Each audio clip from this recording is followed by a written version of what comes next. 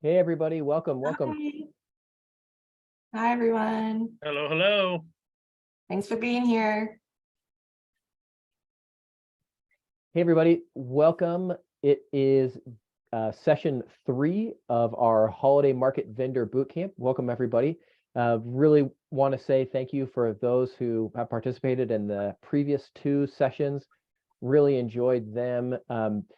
You should be getting an email from me with links to these Zoom webinars, which also includes links to the previous videos.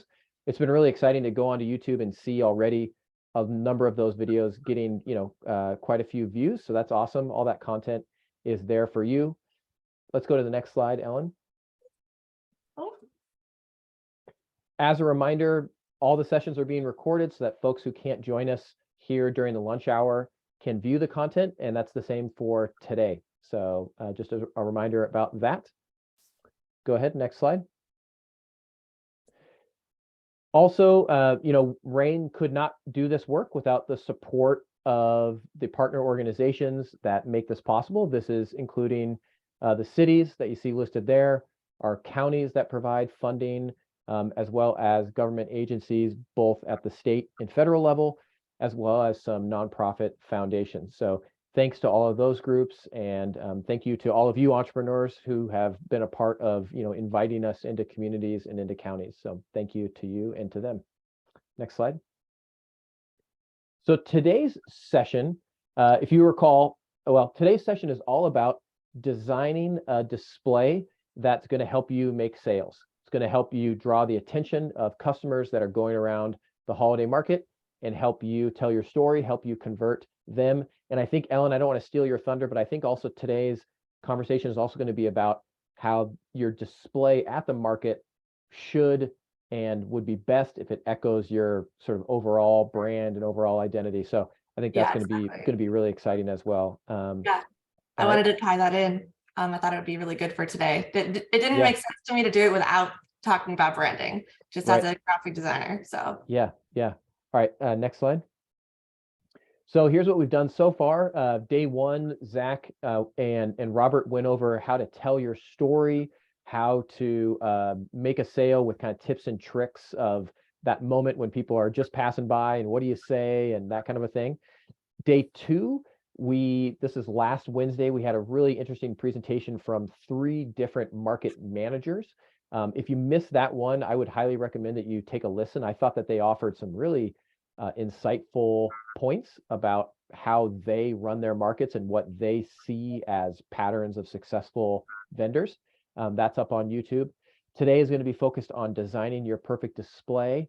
And then on Wednesday this week, we'll finish off this bootcamp by giving all of you a chance to learn from each other. So we know that a lot of you have been selling before, and you have a lot of insights about what you've tried, what has worked, what hasn't. And so we really want to make sure that we reserve some time on Wednesday to allow you to share your lessons learned and learn from each other. There's going to be some choice built into that day as well that I'll explain a little later. All right, next slide. And so with that, I'm going to turn it over to Ellyn Mole. Ellen, I'll let you introduce yourself. okay. But thanks for putting on today's presentation around designing your display. All right, Ellen, all yours. All right. Thank you, Nate. And thank you everyone for having me today. So I'm Ellyn Mole, and I'm actually RAIN's Southland County Venture Catalyst and also the owner and graphic designer behind Ellyn Amalia Designs in Cresswell, Oregon. My background is in graphic design. I have a BFA and I studied at the University of Hawaii at Manoa. So I lived on Oahu for a number of years.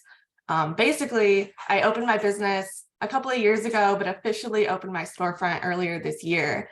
And my passion is really helping businesses succeed by creating timeless and memorable designs that will help attract customers.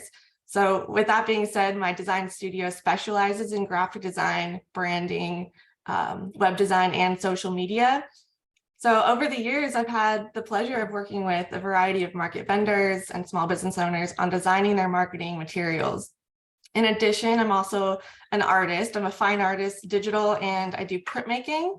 So I do sell my own art and my own stationery in my current storefront space, but I recently started going above and beyond trying to sell this at markets. So that's kind of my role here today. Okay, so the 3 things we're going to be talking about today are branding and visual identity tips. Then we'll go into advertising at markets, and then types of displays and choosing the right setup. So something I want everyone to kind of walk away from today's lesson, knowing and understanding, is that your brand is not just your logo. A lot of people think it is, but really a logo is simply a symbol of your business and only a small part of your branding. Your brand should really include a main logo, and it should have multiple alternative variations of that logo to then pull into all your other branding materials, whether that be your website or printed materials, social media. A lot of times having one logo that's just in color can only take you so far. So it's a good place to start, but it's not your end goal. You should have a color palette, and that should be used across all platforms. You should have fonts. Typically, I would say 2 to 3 is good. More than that gets a little bit busy. Brand patterns, graphics, and illustrations that relate to your business. So those should be specific. Patterns are great. I love pattern design and being able to take someone's monogram or create an illustration, pattern that, and then use that as a part of branding. That's really, really fun for me. That brings me a lot of joy. And then photography. This is something you should include, especially in social media and on websites these days. The photography really brings in your brand's personality, feeling, and emotion. And there's a lot of free websites out there where you can pull free images that you can use that are not copyrighted. But you could also go as far as hiring a photographer to do brand photography for your business. And I would recommend that once you get to that point. I wanted to go over a few branding definitions because I feel like a lot of people do get confused on, what's the difference between my logo and what's the difference, for my branding? What are all these terms? So branding is essentially the process of creating a strong, positive perception of your business. It includes your brand's voice, values, and defines how your business communicates with its customers. I want you to think of your branding as the personality of your business. So your brand then is your perceived emotional business's image as a whole, while your identity is just the visual aspects of your brand that form the overall image. It's just the pieces of the puzzle that create this identity. And like I said earlier, your logo is basically a small part of this identity. It identifies your brand in the simplest form. It's usually, a mark or an icon, something small, but it's just a piece of the puzzle. And then a brand identity suite, that's like the whole branding package, usually includes the main logo, additional variations, fonts, color palette, patterns, elements that are all needed to create a cohesive look within your brand. A brand identity suite can even include marketing materials, a website, and social media templates. It can go above and beyond that as well. That's kind of the baseline. This is my personal branding. I went about rebranding myself earlier this year. I kept it pretty simple for myself. I don't spend enough time on my own branding, but I'm busy branding everyone else. But this shows my main logo, my color palette, some alternative marks that I have.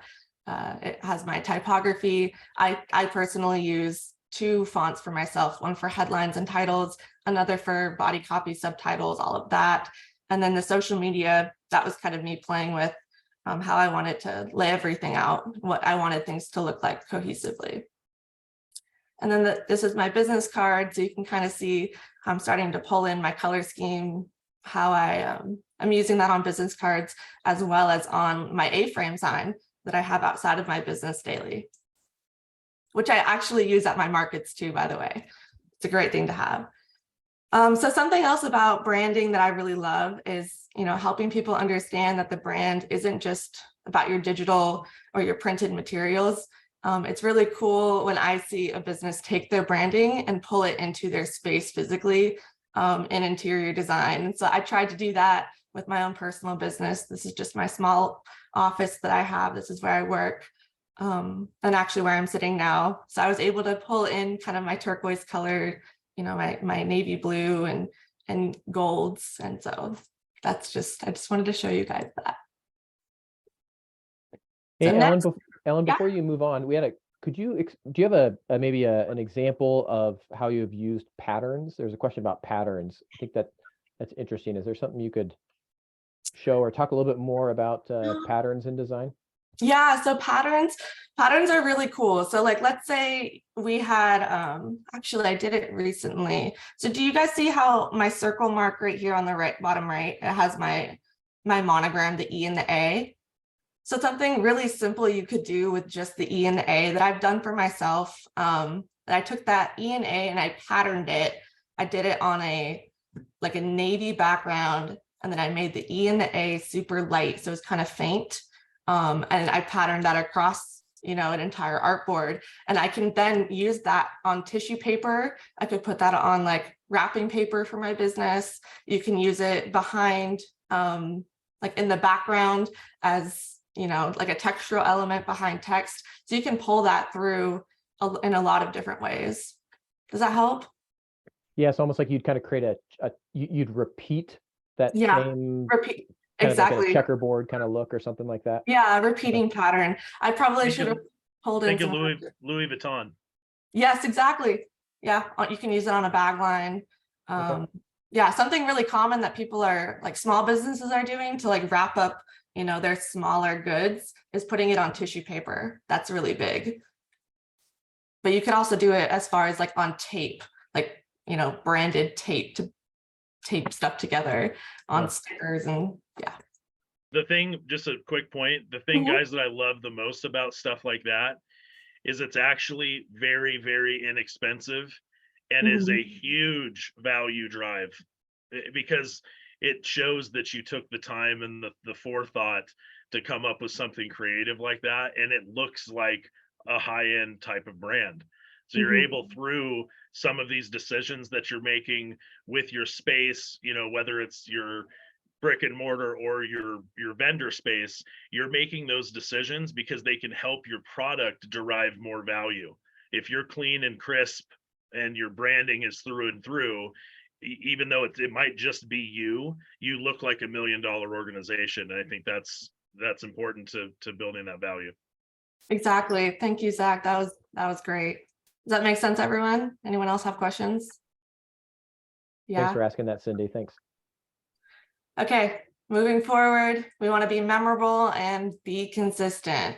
Always be consistent with your branding, your brand.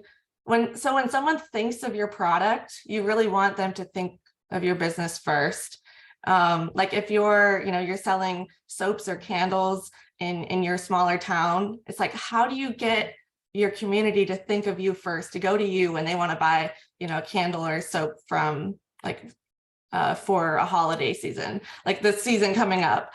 I think the best way to do that is by using branding. So by using your logos, fonts, colors, elements on your products, labels, hang tags, packaging, banners, tablecloths, printed materials, that kind of stuff will get people to remember your business. Your colors will be memorable to them. Your logo, if it's memorable enough, it will really be like, oh, they had that really cool image on as a part of their logo. What was that? And they might look you up. It's they'll remember, like, I use this turquoise. No one else in town uses turquoise on any of their branding. I noticed even a lot of our businesses in town had white vinyl on the windows. So I did turquoise on my windows, and everyone knows me as this like turquoise designer girl with the dog in town. And so what makes you memorable?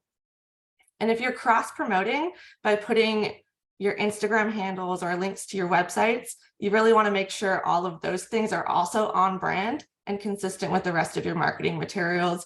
Because if something's off, they're gonna be like, oh, I thought I looked up this person, but their branding's all different here. Is it's the same person? And it might put them off. So I want you guys to make sure everything is consistent. It can be simple, but it just needs to look cohesive.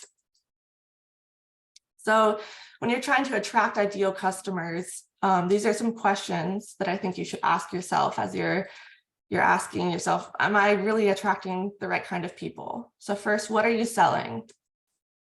Next, who is your ideal customer? Who is your competition and how are you different? What is your brand voicing to the public? And what language do you use to communicate? How does your brand make customers feel?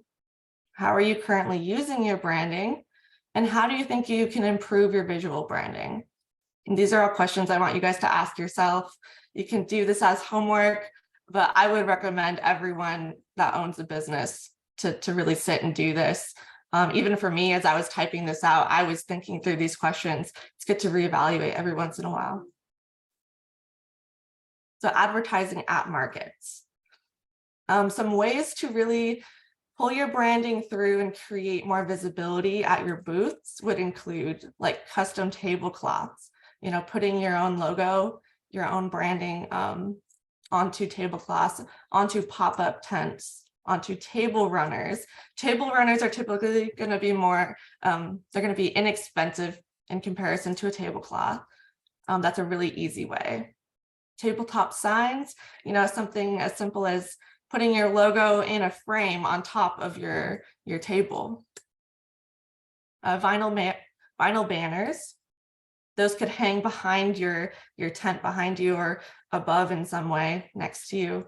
A-frame signs, feather flags, retractable banners. And I'll show you a few examples. I don't want to take all day, but here's one branding project I had the pleasure of working on for someone that was doing trade shows. They're out of Hawaii when I was working there, and I designed 3 different ones because I wanted them to be able to choose what color they wanted to relate to the public. I think they ended up going with, they might have gotten all 3 actually. I know they got the light blue one, I know they got the green one. And this was another business that they're doing trade shows. They really wanted to pull their branding through and be a little bit more presentable rather than just handing out a business card to people at their events. And this was another one I had the pleasure of working on. Really cool. Ellyn, I got one for you. Can you speak to like so like, let's say they do get something like this designed. What's the process to get it printed and delivered? Is there like a cheaper option than others, or what are the cost breakdowns for that? Do you know? Typically, like any designer should have like a ties to a printer. So for me, I work with a local printer, and then I also do get things printed online. I have connections online that I work through, but there are local print shops that can do these things for you wherever you're located. So if you hire a designer to do the work, you typically could take these files to any print shop and they could get them printed. Yeah. Do you have an idea of like, for what's on the screen right now, a couple banners, the tablecloth and the pop-up, like what that would cost? I think the pop-ups are anywhere between $600 to $900 from what I've seen. I think it varies by person. I think the banners though wouldn't be more than a couple hundred. The tablecloths I think are between 100 and 200, just off the top of my head. Cool. Yeah, I mean it does add up. Like I would say for me, like I'm new in markets. The first thing I'm gonna do is get a tablecloth or a table runner. But if you're outside and doing outside markets a lot, these feather flags are a really great way to bring people in. Yeah, fantastic. Very cool. Yeah. Other marketing materials might include business cards, flyers and brochures, stickers, labels, packaging, like custom boxes that you put your product in to then give to your customers. Hang tags, if you're doing clothing, are really cool.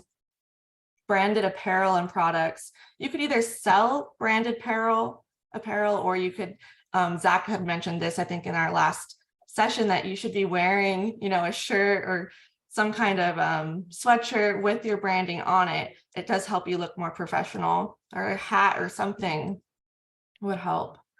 Branded ink stamps. I have an example of this coming up. And branded tissue paper we kind of talked about. Stamp cards. let's go through some examples.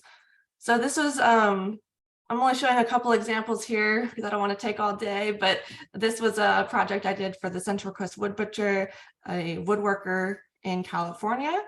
And I did his whole logo. I've helped with the website, and he came to me wanting help with stickers to go on his wood butter that he was making to put onto all the cutting boards. And so I did some labels for him. Something as simple as a sticker that you put onto your stuff with your branding can really make a big difference in presentation. This was another one. This was a coffee shop that's actually now, they were doing pop-ups like at markets, and now they are moving into an actual storefront space down in California. And so that one in the middle where it's Charlie May written on the side of their coffee bags, that's like an ink stamp. So you could get your logo made into a stamp and then just stamp it on all of your stuff. That's a really inexpensive way to pull your branding through. You took the words out of it. That's what I was going to point out, is like, look Yeah. how like custom and awesome that looks. And literally it's a paper bag with a cool stamp on it. Like, there's so many cool tricks you can do.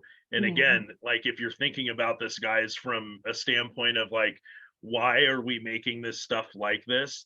It's to derive value. It's to have them be more comfortable with the purchase that you're asking them to make. So yeah, little things like that.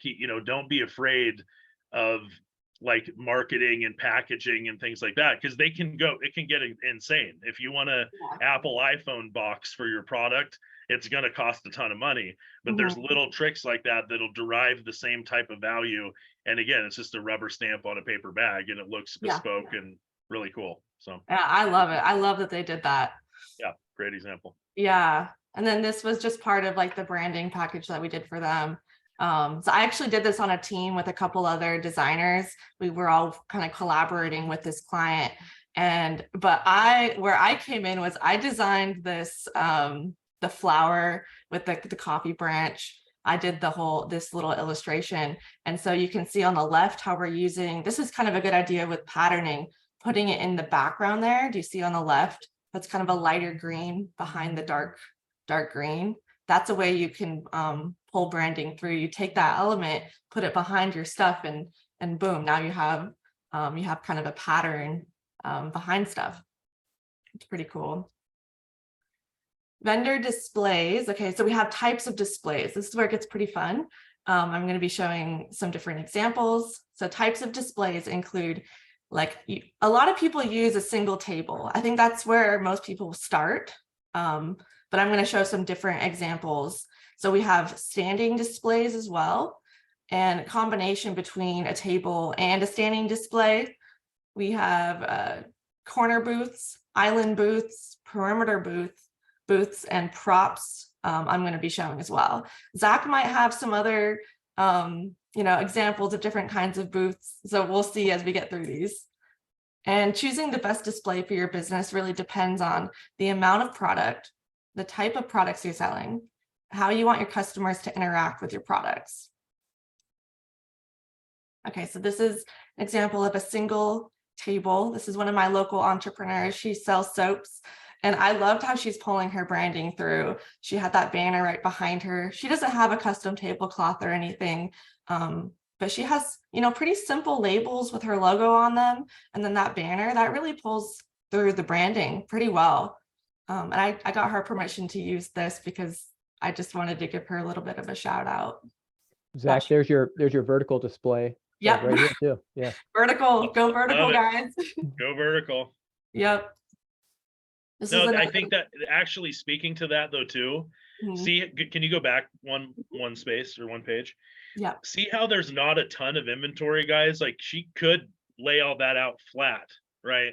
So you don't want to go vertical just for the sake of going vertical, but it's just everything is laid out where it's nice and displayed, spread across the table. And then even the difference of having the products in a little tray and leaned against each other, as opposed to even just lean against each other on the table. That little tray makes a world of difference. I know it doesn't seem like it, but it really does. So if you have kind of a sparse amount of products on there, don't feel like you're forced into making some wall and then having a ton of open, display space, right? You can do a mixture of both, but that's such a great representation.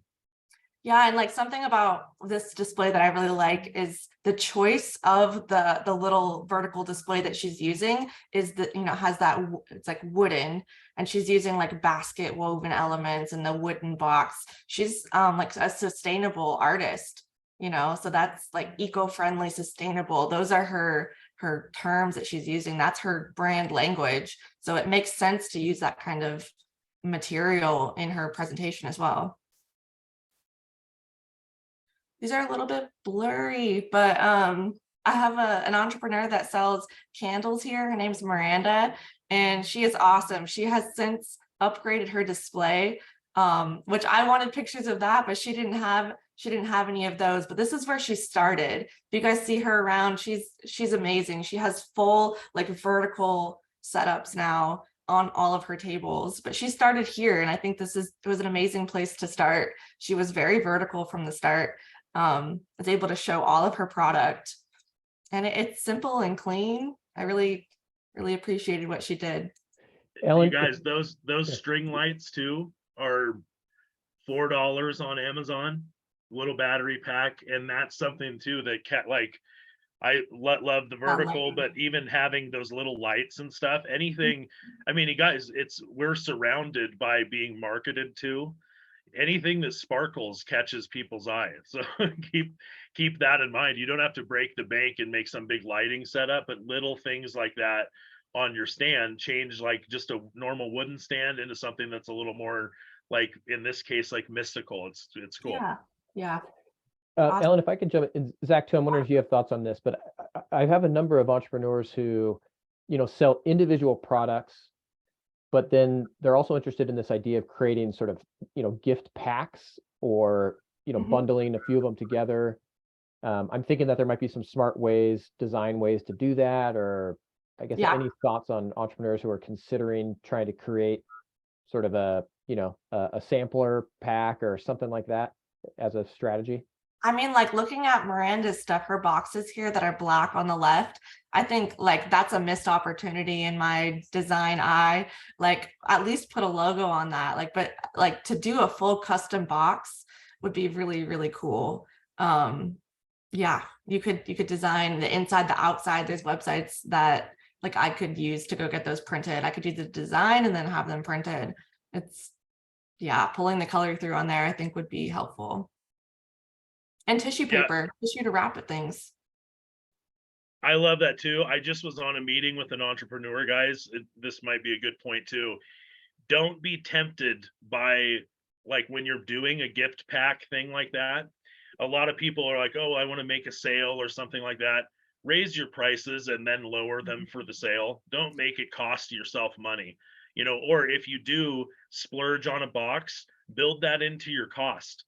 You don't need to have this extra stuff hurt you because you want to differentiate. Make it where it's the client's paying for that. So if you do it's the difference of like buying that box and then buying that box printed. Obviously the printed box is going to be a lot more expensive. Just throw that in your cost. You don't need to make a multiplier on it, but if it's an extra $3 or $4 or something for it, and that little package deal is something that's popular for your business, spend that money and pass it along to your clients. Just don't wear it yourself. Yeah, exactly. I think another thing that's easy, if you don't want to upgrade your boxes, like you could do just tissue paper. You could just do a colored tissue paper with like a little sticker wrapping everything together, or a little card that just says thank you with your logo on it. Thank you for supporting my business, and then your Instagram handle. Like there's other ways to pull that through if you want to box everything together. I think the options are endless. It is sweet though. I love that she's smart to have that set up. I'd rather her not have a branded box and still have that like kind of sampler pack. I think is a great idea. Me too, me too. And I think when a lot of people figure, like when they learn that I'm a designer, people feel like, they feel embarrassed sometimes or like I'm going to judge them. But really, I'm just like, you have something, good job. Like, I'm just stoked that people are out there doing it. No one's going to judge you for not having this stuff. It's just think about how you can grow at the end of the day. We all have to start somewhere. So this on the left, this picture is actually my friend in Hawaii. She's a designer as well. And she just recently started selling at markets. This was a kiosk I think it was at like a mall or something, but I thought she used the kiosk really well. Like I love the bags, how she put her tote bags in the other individual bags, folded really nicely, all in the same way. I thought that was really beautiful. And then on the right here, I started pulling some other images I was finding online just to see examples, right? So like this one on the right, I like that this person used the pegboard.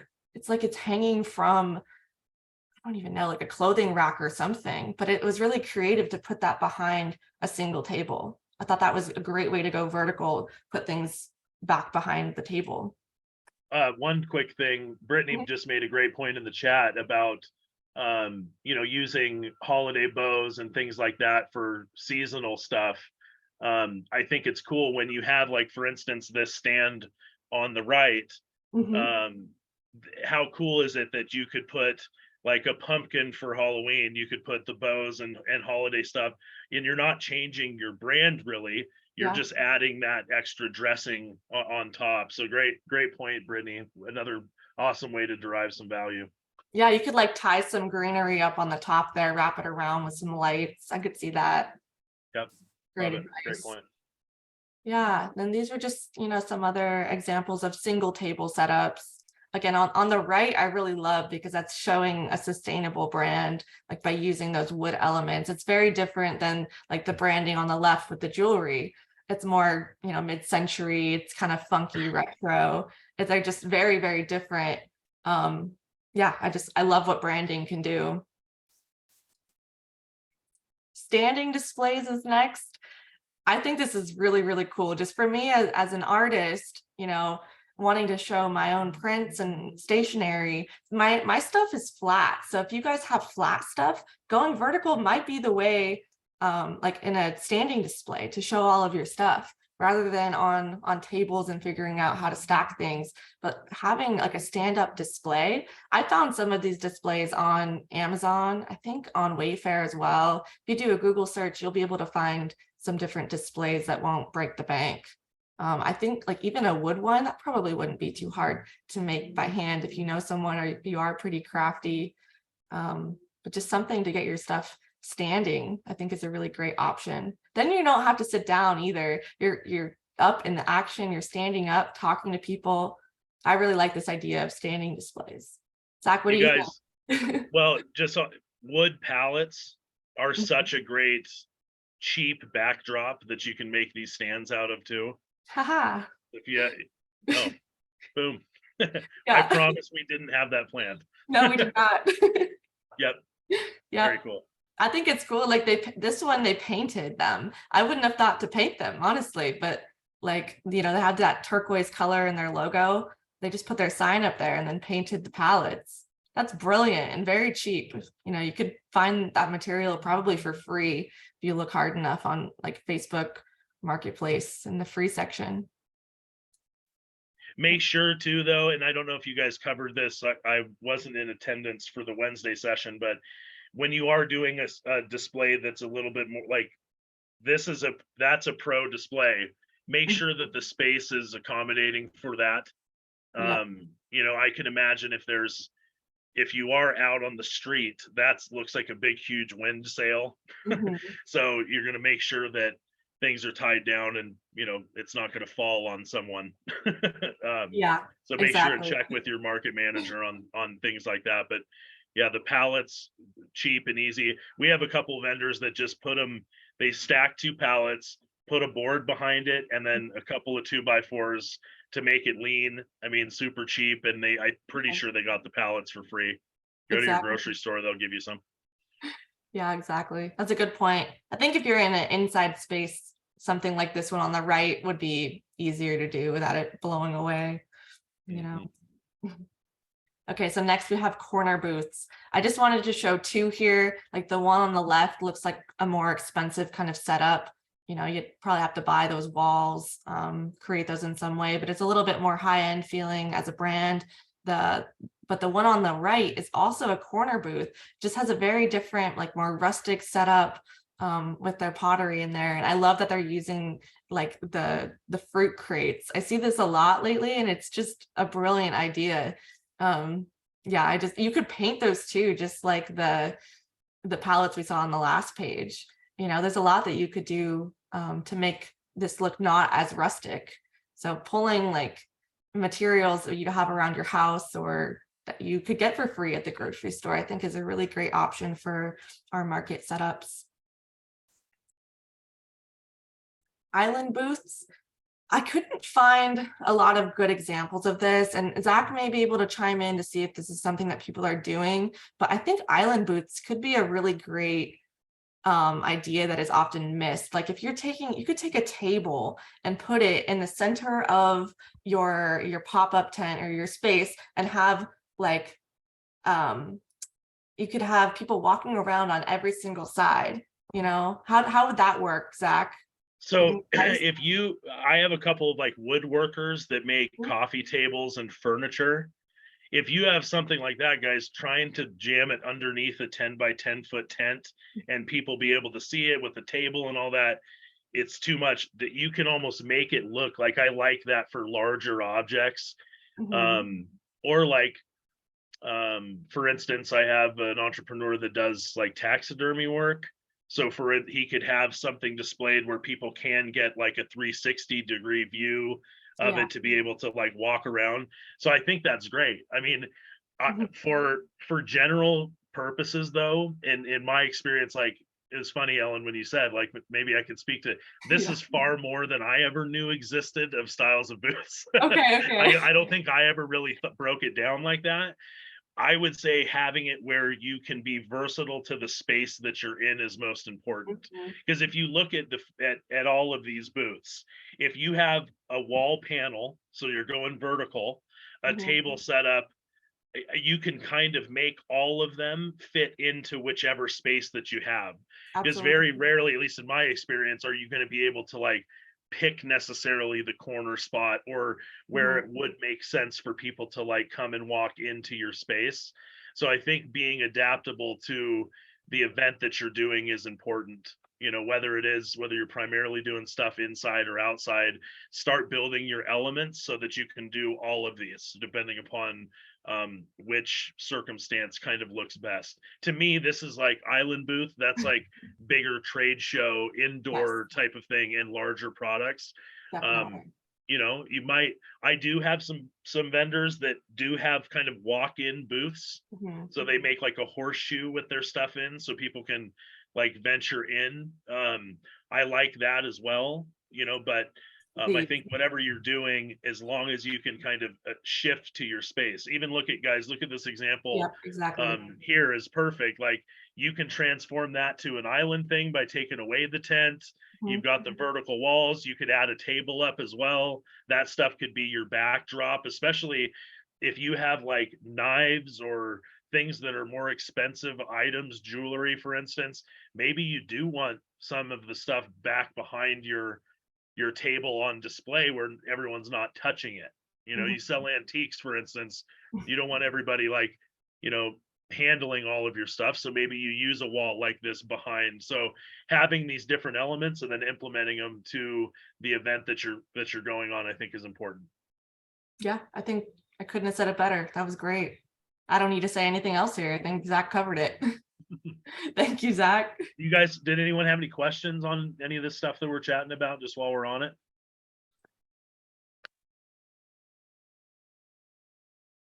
Yeah, Brittany mentioned again in the chat about safety. That's a big deal. Okay, awesome. You guys ready to see some you know, different props put together, you know, a little bit different props that you might be able to use. So we've seen these pegboards on the right used over and over again different kinds of pegboards. I think they're great. But also things like just boxes. I mean, you might have boxes laying around your house. You probably don't need to go out of your way to buy a box. You could use probably even a cardboard box and cover it with a tablecloth that matches your branding and the color. Something simple like that, just to create, a little bit of depth, vertical space, just having different areas to stack things, I think is a really great tip. Susan mentioned, what do you do about extra stock if you are in kind of that island? I believe if she's referencing, if you're in more of that island thing. That last image, and even this one too, is perfect. Like, use some of your design elements as the storage. Like those boxes that you have, perfect place to stash extra stuff or keep your area clean. So try to think of things like that. The less like plastic totes that you have that people are seeing, I think the better. So find little spots you can hide that stuff. If you do have that big tablecloth that goes down to the floor on all sides, use that under table inventory or real estate for that stuff. Yeah, exactly. And like behind like a big standing pegboard like this on the right, if you position it correctly, you could just stash stuff behind it, right? Yeah. These were just some other examples on the right, for cards, stickers, smaller things. You could probably do a lot with that, but it like spins around, great for putting on a table to show a lot of different things in one contained space. Just, a couple other display ideas here. Yeah, again, more displays, going vertical with the space.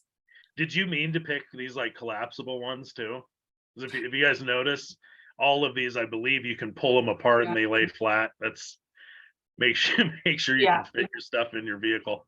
Exactly. That is true. It's a good point. You don't want to buy like an entire like a bookshelf and then not be able to break it down. That's a good point. We have a vendor that brings a full-on like big chunky wood dining room table. I mean, the thing, I've helped her unload it before. The thing weighs like 400 pounds. She does it. If you have the space, I mean, her space looks incredible because of it. I mean, but keep that in mind. You don't want it to be like completely exhausted by the time you set up, because everything you have weighs hundreds of pounds. Yeah, that's absolutely right.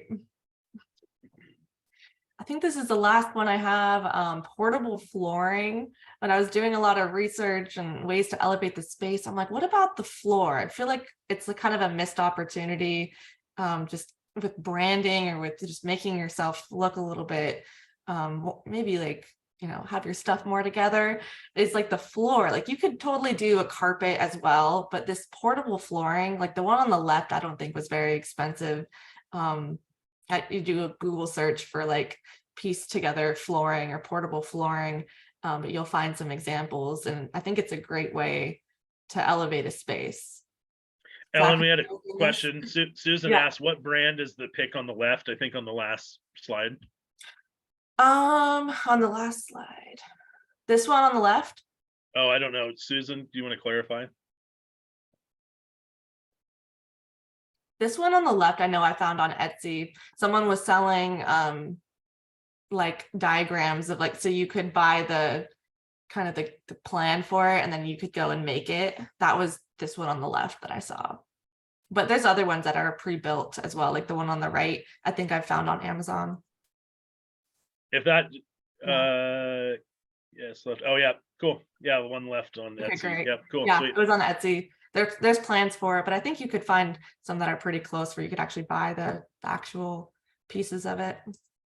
Just as a pro tip too, guys, if you shop for stuff that's a display, it will cost you 10 times the amount that it will be for something different. So if you buy a display crate, it's going to be 10 times more expensive than just buying a crate.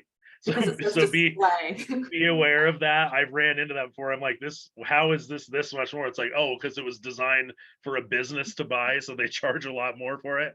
Make sure, don't buy a display crate, buy just the crate and make it a display crate. Like the actual fruit crate.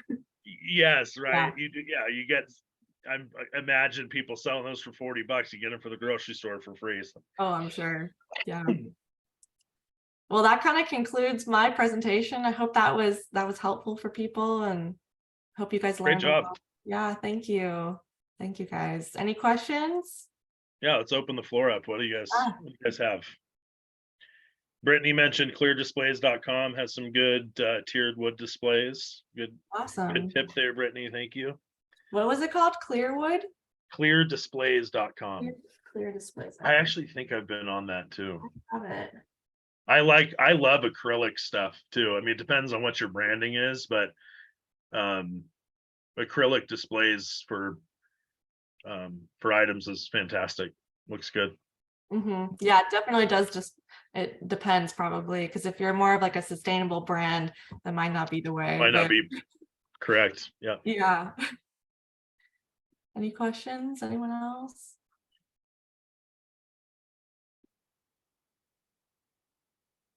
We got one coming in from Susan. How do you? We got the first half of it in the chat.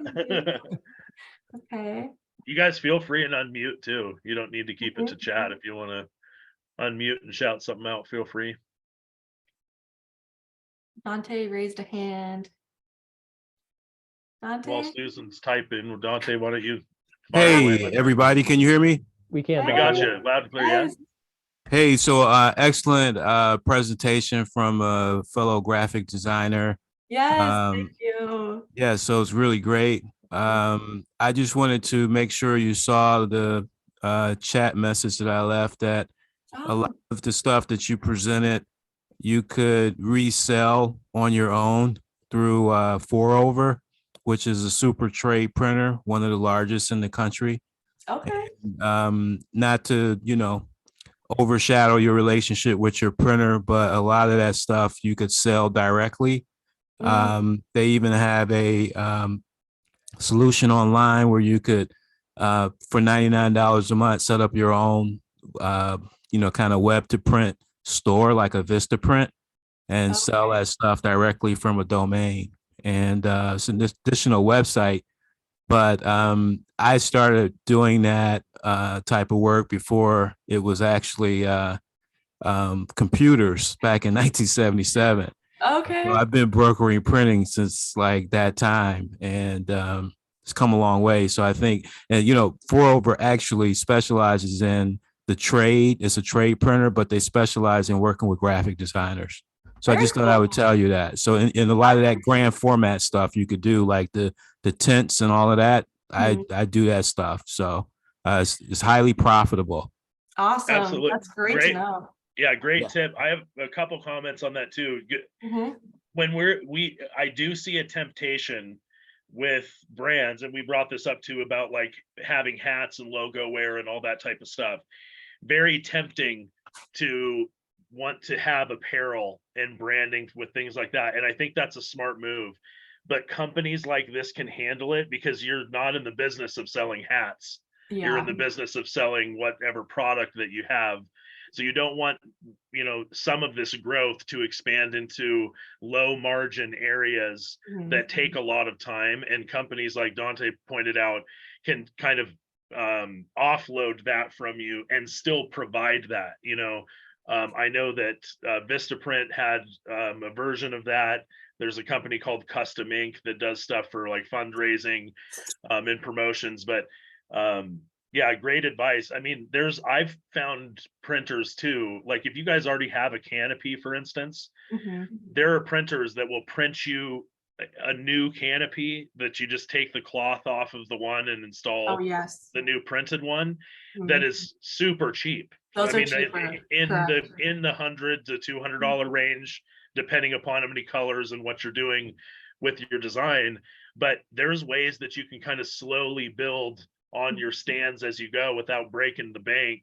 And using tools like Dante just pointed out is important for that. So always question what you're paying, search out there for the cheapest stuff. You don't want it to look cheap, but printing is printing for the most part if the product comes out well, right? So make sure that you're shopping around and using those tools. Great point, Dante. Appreciate that. Hey, And then Ellyn, yes. Oh, go ahead, Nate. Just given time, could I know we're at yeah, 12:50 here. If Yeah. if some people need to go, can we just mention real quick what's next, and then we can come back to Q&A if folks can Nate, stick go around. ahead. Yep. Take it So, away. yep. So on Wednesday, we're going to wrap up the boot camp by allowing you all to learn from each other. So you're going to get a chance to have kind of a show and tell day. We'd especially love to hear from people who feel like they've heard something, or something during the presentations made you think of an idea that you're going to apply. We'd love for you to share that with the group.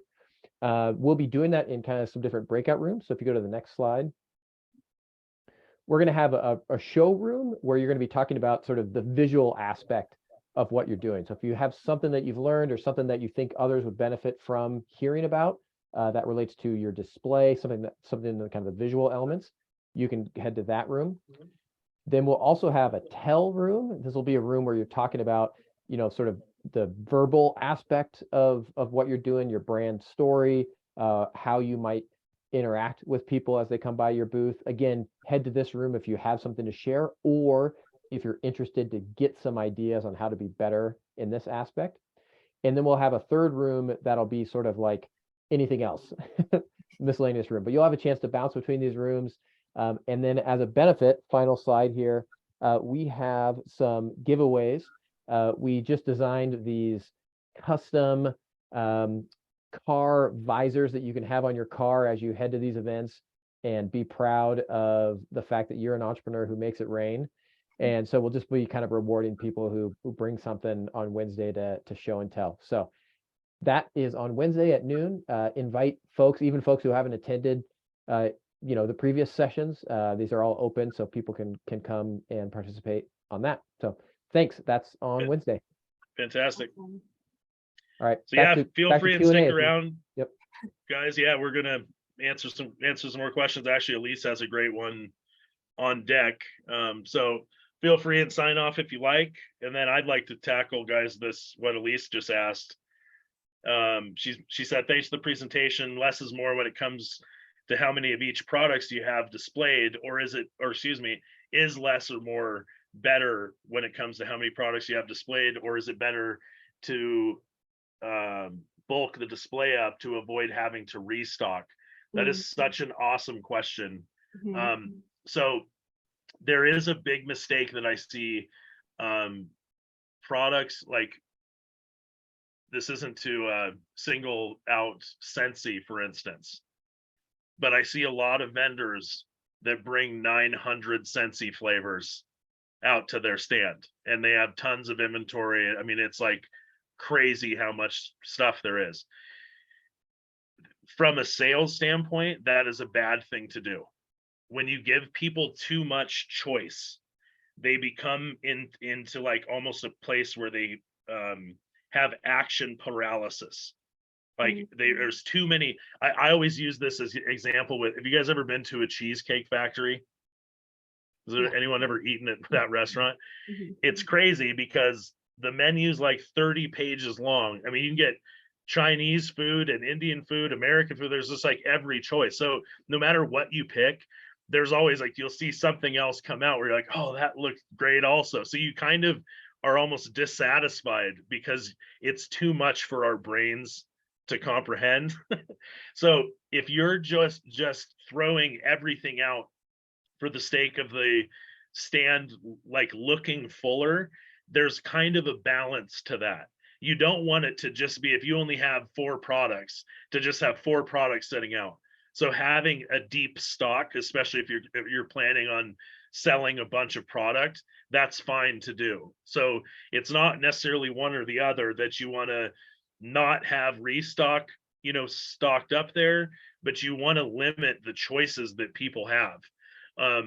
There's I believe it's a TED Talk that speaks to this, where there's this high-end grocery store, it's slipping my mind, in San Francisco, and this place you can go, and it's got like 190 different varietals of olive oil, for instance. It's just tons of cheeses from all over the world, but a lot of people go there almost as like, not to shop but more of the novelty of it is, it's like too much for our brains to comprehend. It interferes with the buying process.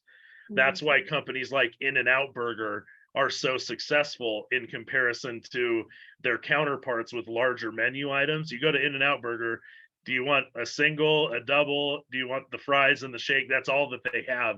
So keeping that decision easy for your guest, I think, is important. So, And Zach, I would chime in too that maybe if you feel like you don't have enough single options, that again, if maybe a one option is all three of them together in a pack, I feel like, and maybe this is, you know, my my shopping, I see those things and I'm like, gosh, I don't know what this person, which flavor they're gonna want.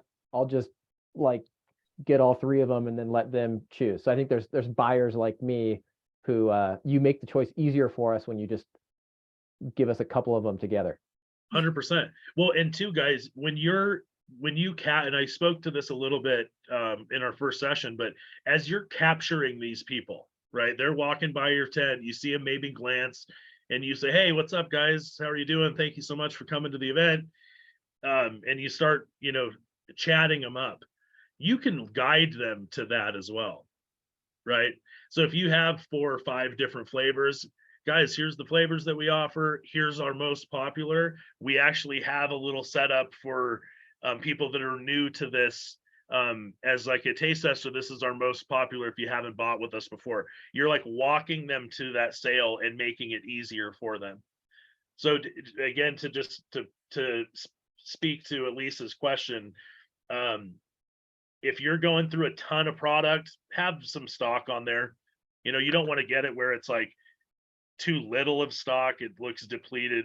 You know, you want to have it kind of set up and nice. So it's a little bit of a balance of both, but I would avoid just throwing everything out there and making it too much. Even if you have 20 or 30 different flavors of something like Scentsy, you know, pick the top 5 or, you know, 5 best sellers to feature, and then have a product list and those things on hand. You know, it'll make your decisions a little bit easier. And you can see people toiling over that. You'll see them sit there and like, they've got 5 different things in their hand. They're thinking about it. Use that as an opportunity to intervene and say, "Hey, look, let me help you. What do you like the most?" And close that sale when you're there. So great question, Elise. I hope that answers for you. Maybe one more question and then we'll wrap it up. Sure.